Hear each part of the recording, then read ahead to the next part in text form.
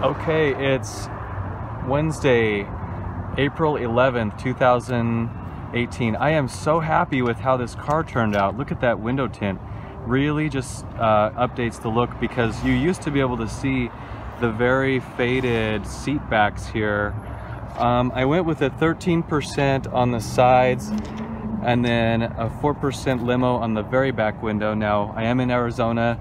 You know, it's 98 degrees in April already, so tint is sort of a necessity here, but I really love these guys. Desert Shield over in Tempe on McClintock. I think these people have done maybe 4 or 5 of my cars by now, but they took a really good care of me, in and out in about 3 hours is all, so pretty happy with it. I just happened to be wearing my Acura polo shirt today for the occasion, so looks like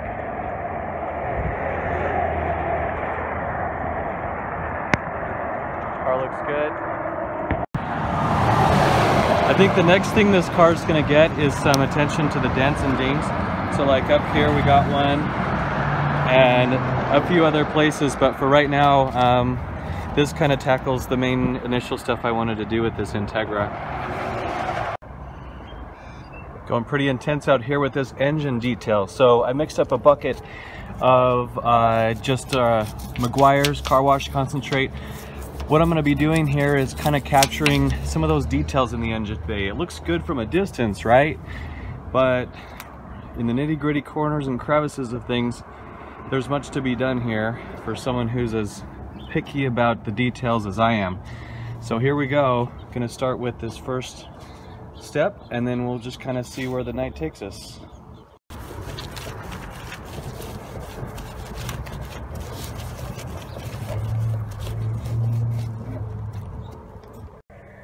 So far so good with this thing. I just did an initial wipe down with some of that car wash concentrate, then I rinsed it off with a small rag. Being careful never to spray any water directly at the engine bay or its electrical components, something I learned early on. But I'm pretty happy. The car was pretty clean to begin with in terms of the engine bay tidiness.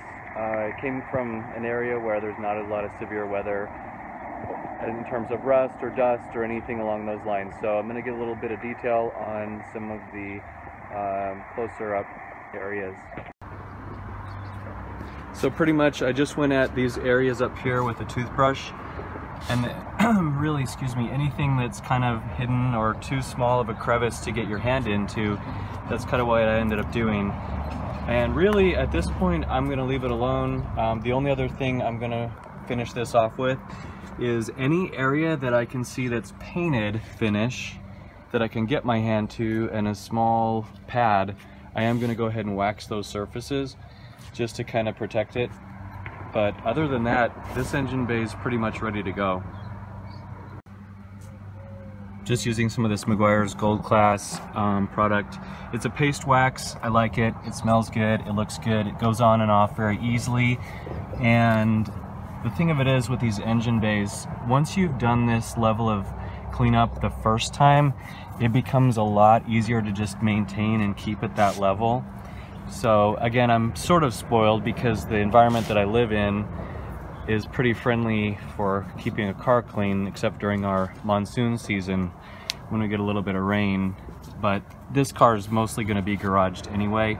You can see I'm even doing up in this area where the hood hinges are and places like that. So all said and done, it's going to be another half an hour to 45 minutes of putting wax on all this stuff, and then I'll go ahead and buff it off. I did remove a battery handle that came with it. I just thought it looked a little bit cleaner without it. Other than that, I believe, excuse me, these are the original spark plug wires. Maybe somebody can help me understand that, but 1991, if you can see the date there. Surprised, those things are still there. But anyway, the car runs fine with them, so I guess we'll leave them.